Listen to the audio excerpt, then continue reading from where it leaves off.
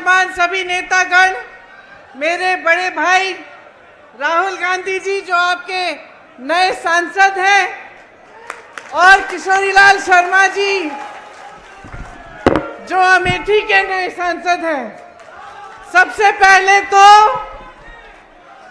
आप सबको बहुत बहुत दिल से बधाई। ये हुई ना बात, आपने कठिन से कठिन परिस्थितियों में लड़ाई लड़ी। पहली बार चुनाव संचालन में किशोरीलाल शर्मा जी नहीं थे, अपना चुनाव लड़ रहे थे अमेठी में, लेकिन इनका कमान निर्मल शुक्ला जी ने, विजय शंकर अग्निहोत्री जी ने, पंकज जी ने संभाला और हमें उनकी कमी महसूस नहीं पड़ी, क्योंकि आप सब ने पूरी मेहनत से दिन रात काम किया। आप सबको बहुत बहुत धन्यवाद। दोनों जिला के अध्यक्ष, अमेठी के जिला अध्यक्ष, रायबरेली के जिला अध्यक्ष पंकज जी, प्रदीप जी को बहुत बहुत धन्यवाद कि आपने भी पूरी जी जान लगाकर आपने काम किया। मंच पर विराजमान मैं बहुत पूर्व विधायकों को देख रही हूँ। अशोक सिंह जी हैं, पंजाबी सिंह जी हैं, आप सब यहाँ पे बैठे हुए हैं। सबका नाम नहीं ले रही हूँ, लेकिन सबके लिए मैं बहुत बहुत शुक्रिया अदा करती हूँ। आप सबकी तरफ से, मेरी तरफ से इस चुनाव में सबने पूरी भागीदारी दिखाई और सब दौड़े, सबने काम किया। यूपीसीसी से हमारे साथी यहाँ आए, अजय राय जी, अविनाश पांडे जी मंच पे बैठे हैं, मोना जी बैठी हैं, लेकिन 70, 80 या शायद 100 ऐसे हमारे साथी जिन्होंने हमारे साथ 2022 में बहुत काम किया, वो भी यहाँ आए, आपके साथ न्याय पंचायतों में रहे, उन्होंने काम किया, उनको भी बहुत बहुत धन्यवाद। आखिर में, लेकिन कम नहीं, मेरे समाजवादी पार्टी के सभी साथी जो मंच पर विराजमान हैं और सभी कार्यकर्तागण जिन्होंने एकजुटता दिखाकर आपके साथ कंधे से कंधा मिलाकर ये चुनाव लड़ा। तो हमने यहाँ एक सेना बनाई और इस सेना के तहत आपकी मजबूती से दोनों रायबरेली और अमेठी हम जीते। ये एक ऐतिहासिक जीत रही। यहाँ से मुझे गर्व होता है इस बात को कहने में कि यहाँ से, अवध से, पूरी यूपी में और पूरे देश भर में ये संदेश आप लोगों ने भेजा कि हमें एक समर्पित, एक सच्ची, एक साफ राजनीति चाहिए अपने देश में। पूरा देश आपकी तरफ देख रहा है। मैं अपने एआईसीसी के सचिवों को भूल गई, सबसे ज्यादा काम मैं इन्हीं से कराती हूँ। एआईसीसी के सचिवों को और संदीप को भी धन्यवाद, क्योंकि आप सब ने भी दिन रात मेहनत की। देखिए, मैं ज्यादा समय नहीं लेना चाहती, सिर्फ आपको एक बहुत बड़ा धन्यवाद देना चाहती हूँ, क्योंकि जब मैं यहाँ आई थी इस बार चुनाव लड़ने के लिए, मैंने कहा था कि लगभग 300 घंटे हैं, 2-2, 3-3 घंटे निकाल लीजिए सोने के लिए, बाकी सब काम करेंगे। और आपने ये करके दिखाया है। दिन रात हमने काम किया इस नतीजे के लिए। सबसे बड़ा धन्यवाद रायबरेली की जनता को, मेरे परिवार के सदस्यों को, जिन्होंने मेरे बड़े भाई को वोट देकर इतनी भारी बहुमत से जिताया। हम सब आपके आभारी हैं। और जितनी श्रद्धा,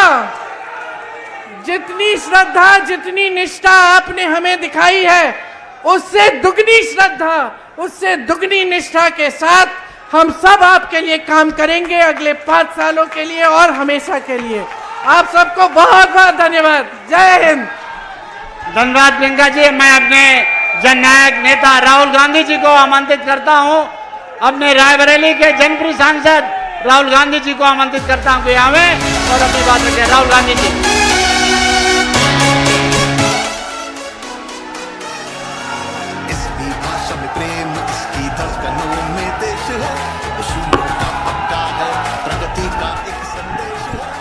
प्रियंका जी, केसी वेणुगोपाल जी, केएल शर्मा जी,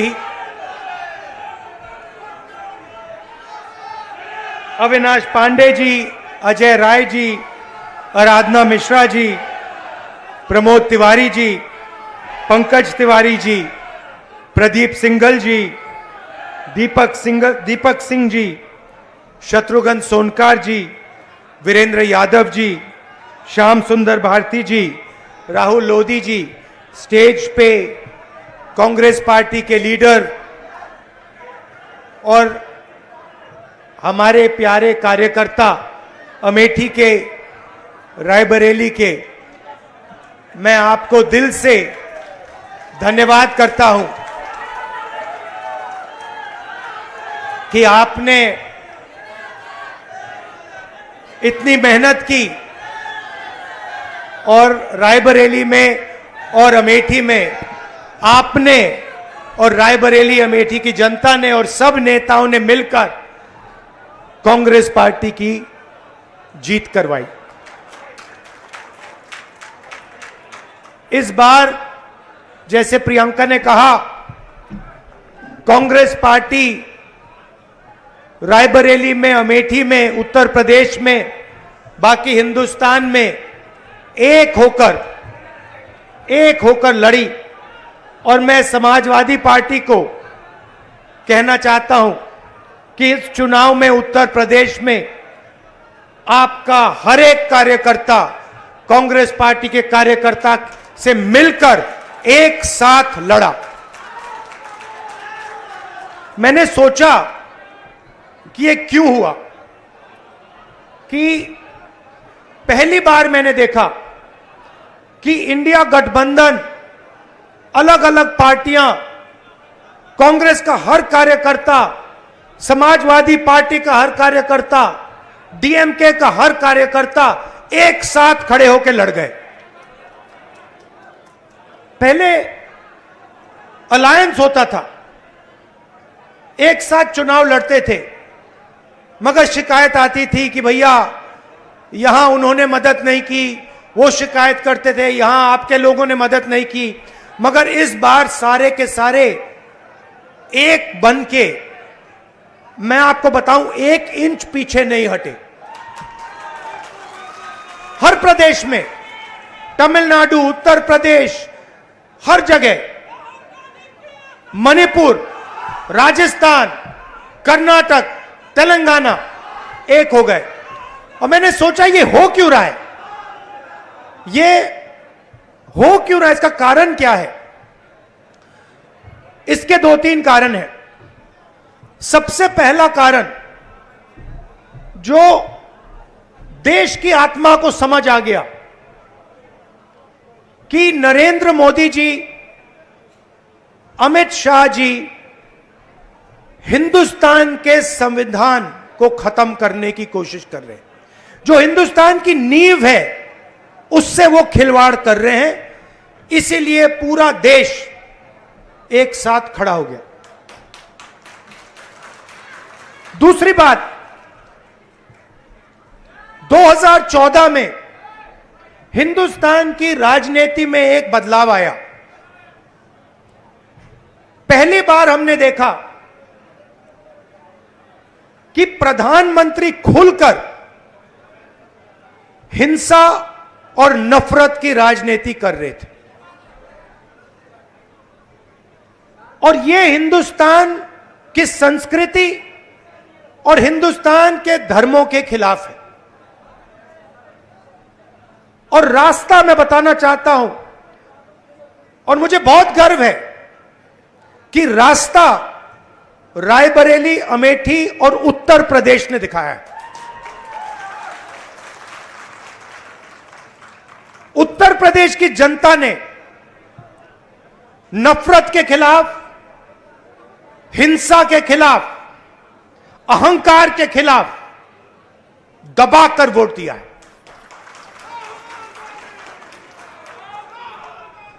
2014 में राजनीति एक और तरह बदली। पहली बार हमने देखा कि राजनीति 20-25 लोगों के लिए की जा रही है, जनता के बीच में नफरत फैलाते हैं और फिर पूरा का पूरा फायदा 2-3 अरबपतियों को पकड़ा देते हैं। तो वोट किसान ने दिया, मजदूर ने दिया, बेरोजगार युवा ने दिया, माताओं बहनों ने दिया, सबने मिलकर इस राजनीति के खिलाफ वोट दिया है। अब हमारे ऊपर एक बहुत बड़ी जिम्मेदारी पड़ती है। सबसे पहले कांग्रेस पार्टी के नेता, कार्यकर्ता, एमएलए, एमपी जो भी हैं, अहंकार के शिकार नहीं होंगे।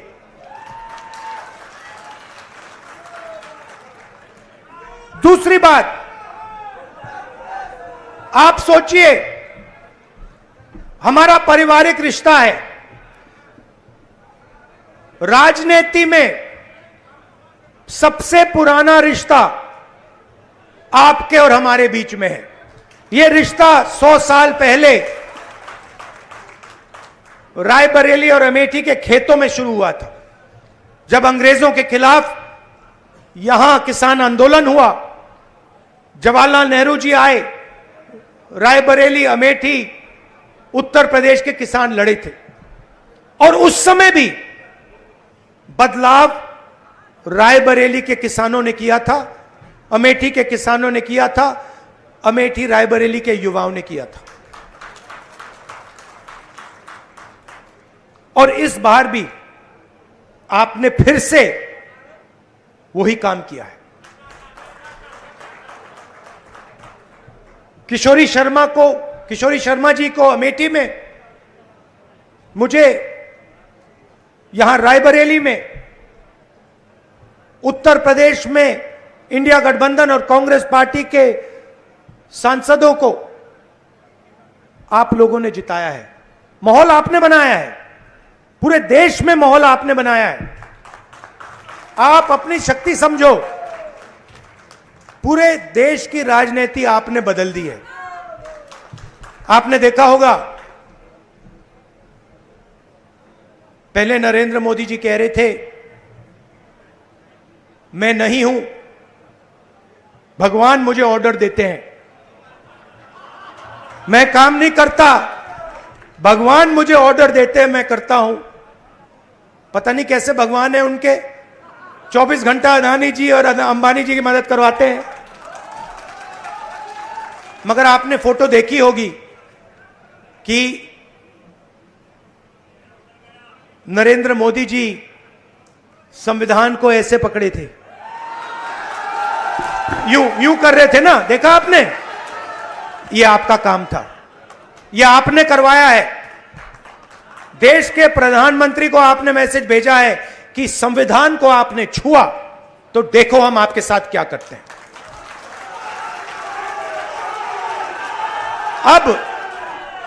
अब देखिए, अब यह भी मत सोचिए कि काम खत्म हो गया है। यह अभी काम शुरू हुआ है, यह शुरुआत है। हिंदुस्तान ने मैसेज भेजा है कि हमें नरेंद्र मोदी जी का विजन अच्छा नहीं लगता, हमें नफरत नहीं चाहिए, हमें हिंसा नहीं चाहिए, हमें मोहब्बत की दुकान चाहिए और हमें नया विजन चाहिए देश के लिए। और अगर देश को नया विजन देना है तो भाइयों और बहनों, उत्तर प्रदेश से ही देना होगा। और उत्तर प्रदेश ने मैसेज दिया है कि इंडिया गठबंधन, समाजवादी पार्टी और कांग्रेस पार्टी को हम चाहते हैं, देश में चाहते हैं और उत्तर प्रदेश में भी हम चाहते हैं। तो काम क्या है मैं आपको बताता हूं। सबसे पहला काम, जहां भी ये नफरत फैलाते हैं, नफरत के बाजार में हमें मोहब्बत की दुकान खोलनी है। आपने देखा भाइयों और बहनों, अयोध्या की सीट हार गए। राम मंदिर बनाया, उसमें इनॉग्रेशन में एक गरीब व्यक्ति आपने नहीं देखा होगा, एक किसान नहीं था, एक मजदूर नहीं था, एक पिछड़ा नहीं था, एक दलित नहीं। आदिवासी राष्ट्रपति से कहते हैं तुम यहां नहीं आ सकती। और आपने वहां पे देखा अदानी जी खड़े थे, अंबानी जी खड़े थे, देश के अरबपति खड़े थे, पूरा बॉलीवुड खड़ा था, क्रिकेट की टीमें खड़ी थी, मगर एक गरीब व्यक्ति नहीं खड़ा। तो जवाब अयोध्या की जनता ने भी दिया है। और सिर्फ अयोध्या में नहीं भाइयों और बहनों, सिर्फ अयोध्या में नहीं, वाराणसी में जान बचा के निकले हैं प्रधानमंत्री। और मैं आपको कहता हूं और बहन से कह रहा हूं, अगर ये लड़ जाती वाराणसी में, अगर ये लड़ गई होती, तो आज हिंदुस्तान के प्रधानमंत्री 2-3 लाख वोटों से वाराणसी का चुनाव हार जाते।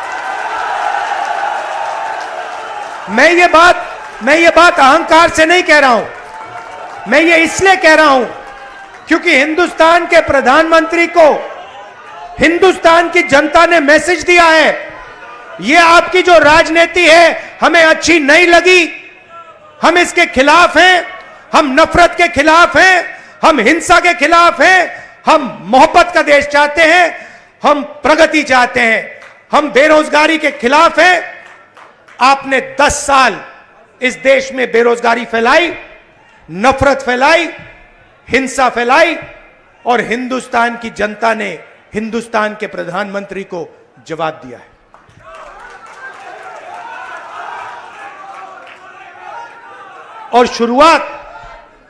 और शुरुआत आपके दिल में हुई थी।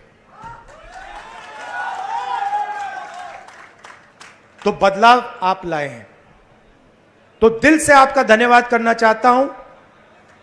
आने वाले समय में मैं चाहता हूं कि जो सच्चे मुद्दे हैं देश के सामने, बेरोजगारी का मुद्दा,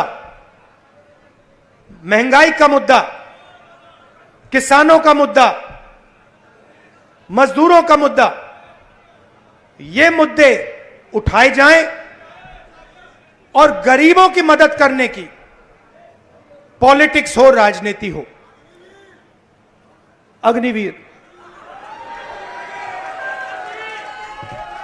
अब भैया मैं आपको बता रहा हूं, अब हमारे पास पार्लियामेंट हाउस में सेना बैठी हुई है,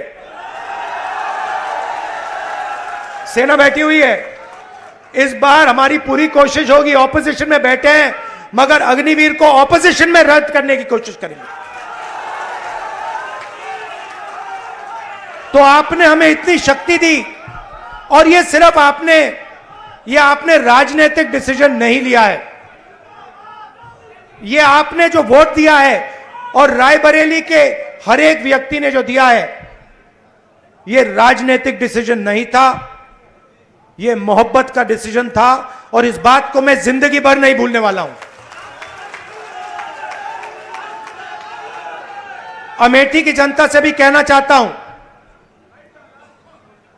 मैं रायबरेली का सांसद हूं, मगर जो मैंने आपसे कहा था, जो भी रायबरेली में होगा वो अमेठी में भी होगा। तो आप सबको मैं दिल से धन्यवाद करना चाहता हूं। आपने हिंदुस्तान की राजनीति बदल दी, आपने प्रधानमंत्री को ऐसे करवा दिया, और आपने पूरे देश को मैसेज दिया कि हम नफरत के खिलाफ हैं, मोहब्बत की दुकान खोलेंगे और देश की राजनीति बदलेंगे। धन्यवाद। जय हिंद, जय उत्तर प्रदेश।